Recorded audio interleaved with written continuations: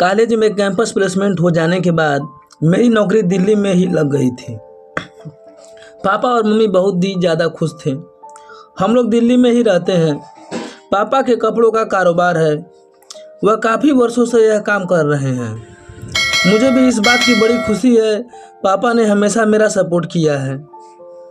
उन्होंने मुझे कभी भी किसी चीज़ की कोई कमी महसूस नहीं होने दी।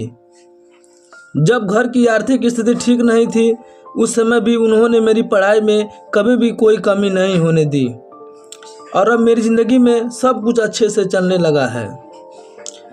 मेरी जॉब भी लग चुकी है।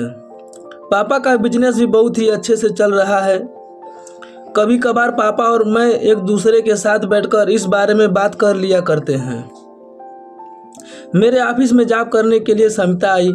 समिता से मेरी काफ़ी अच्छी बनने लगी थी। समिता को ऑफिस में आए हुए सिर्फ 15 दिन हुए थे। वह जब भी मुझे देखती, मुझे देखकर उसके चेहरे पर एक मुस्कुराहट आ जाती और मैं जब भी उसे देखता तो वह भी खुश हो जाती थी। मुझे बहुत ही अच्छा लगता था जिस तरीके से मैं और समिता एक दूसरे के साथ होते और एक दूसरे से बातें करते। मुझे नहीं मालूम था समिता के दिल में मेरे लिए क्या चल रहा है। वह मेरे साथ शारीरिक सुख का मजा लेना चाहती थी और कहीं ना कहीं वह मुझे इशारों में यह बात बता दिया करती थी। मैं भी समिता को एक दिन घूमने के लिए ले गया।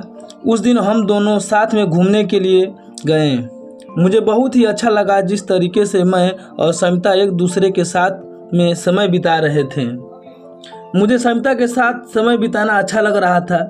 मैंने उसके होठों को भी बहुत ही अच्छे से किस किया था। मैंने समिता को अपने साथ होटल में चलने के लिए कहा था। वह मेरे साथ चलने को तैयार हो चुकी थी। हम दोनों साथ में ही लेटे हुए थे। मैं उसके होठों को चूमने लगा था और उसकी गर्मी को मैंने पूरी तरीके से बढ़ा कर रख दिया था। उसकी गर्मी इतनी ज़्यादा बढ़ने लगी थी, वह बिल्कुल भी रह नहीं पा रही थी।